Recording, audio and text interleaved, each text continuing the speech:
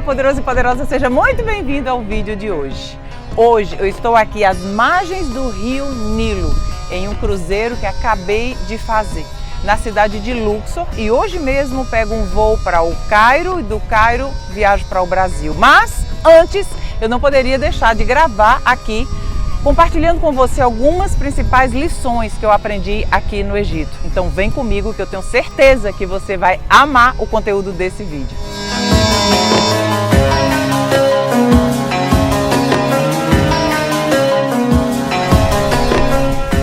Após alguns dias aqui no Egito e com muitas reflexões sobre a vida, sobre a história, sobre a cultura dessa civilização tão extraordinária, tão grandiosa, que ao longo de mais de 5.000 anos, totalizando mais de 3.000 anos antes de Cristo e 2.000 anos que vivemos agora de Cristo, como é que esse legado perpetua para a humanidade até hoje? Como é que milhares de pessoas viajam o mundo inteiro para aprender um pouco sobre essa cultura, esse país e ver o legado, toda a riqueza de conhecimento que essa cultura trouxe para a humanidade? Fazendo reflexões sobre esse sentido, eu fiquei pensando e analisando um pouco sobre a história de José. Talvez, eu não sei se você conhece a história de José do Egito, que José foi imperador, foi aqui o rei do Egito, mas antes disso ele tem toda uma história, quem era José antes, o que é que fez. E refletindo sobre isso, sobre essa história, eu queria trazer para a nossa vida, fazer uma analogia, um comparativo, para que a gente possa fazer reflexões sobre mudanças e sobre estados em que vivemos que não são definitivos nem permanentes em nossa vida e que tudo pode mudar a partir do momento de uma mudança de um estado de consciência, de uma certeza absoluta de que tudo vai dar certo ao final. Se não estiver dando certo, é porque claramente não chegou ao final. Qual é a história de José? Ele era o último de vários irmãos. E um dia José acordou, pequeno ainda, e compartilhou um sonho que ele teve. Ele teve o sonho que ele governava terras, que ele era grande, que ele era poderoso, que ele liderava pessoas, inclusive liderava os próprios irmãos e a família. Claro que os irmãos mais velhos, com mais experiência, mais bagagem de vida, mais sabedoria, teoricamente, do que aquela pessoa jovem, inexperiente, começaram a sentir a raiz, talvez, dos grandes males da humanidade. A inveja. Começaram a achar que José estava querendo ser mais do que eles e quem era aquela pessoa para governar sobre todos os outros, inclusive governar sobre povos. E fizeram uma coisa muito simples, venderam José. José depois foi comprado como um escravo e ele veio parar no Egito. Como escravo, ele começou a trabalhar na casa de um nobre, até que a esposa desse nobre tentou seduzir José. E José não quis, porque José tinha princípios muito rígidos na vida. Princípios de uma vida próspera, princípios de respeito, princípios de seriedade, de honestidade, de ética e de conduta. E José, claro que não quis. Conversa com aquela mulher que tentou seduzir. Mas, em retaliação a essa rejeição, o que é que a mulher fez? Disse ao marido que José tinha tentado seduzi-la e como castigo José foi parar na prisão. Então, de vendido, escravo e agora prisioneiro. E como prisioneiro, José, onde chegava ele conseguia liderar. Onde ele chegava ele conseguia se destacar. Onde ele chegava ele conseguia trazer algo a mais para o povo, de onde ele tivesse. Até que José começou a desenvolver um dom, um talento, que eu chamo de Dharma, que todos nós temos, algo especial que viemos fazer aqui.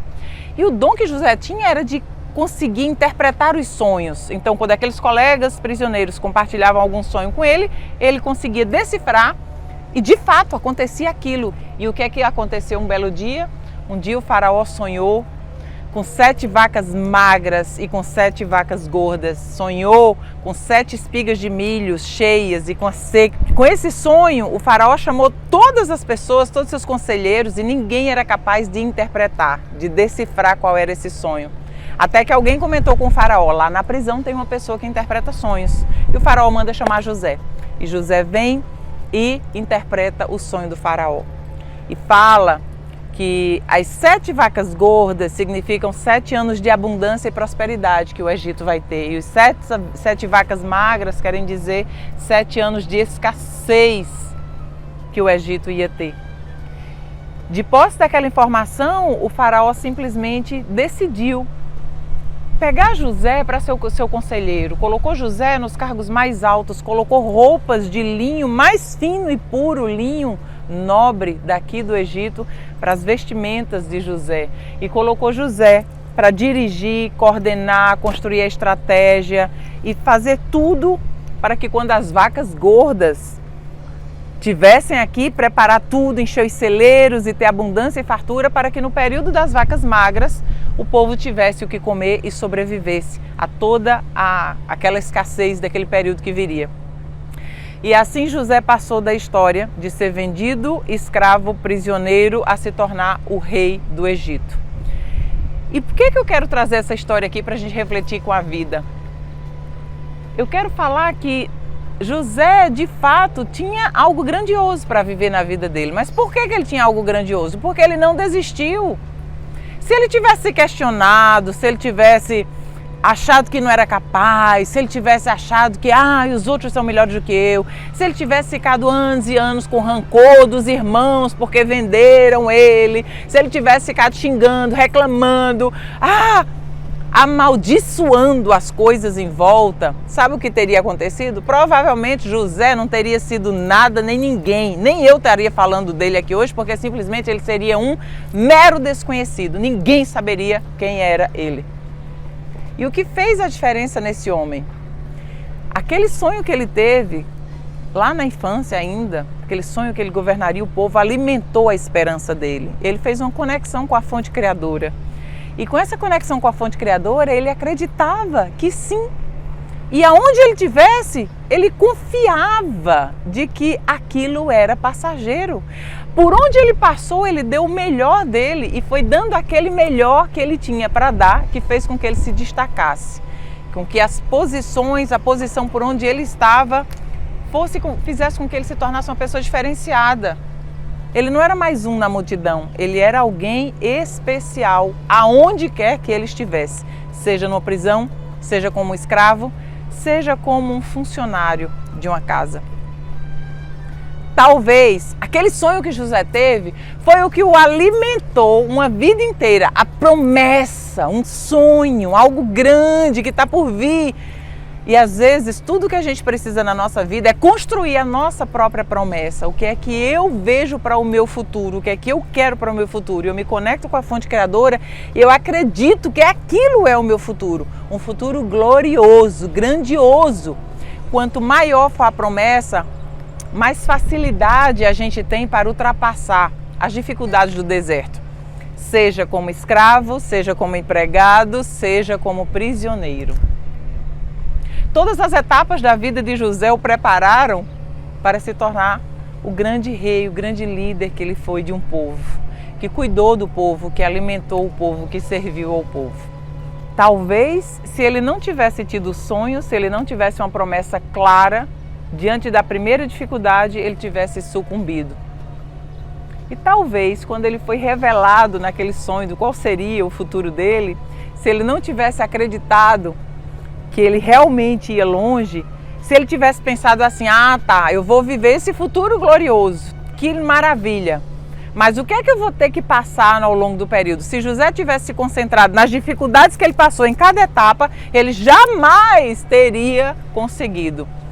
Por isso que muitas vezes a gente não precisa saber o como a gente vai passar, a gente precisa saber o porquê, para onde é que a gente está indo, qual a visão que a gente tem, o que é que a gente quer. O como vai fazer parte do processo e a gente vai passar por ele com tranquilidade.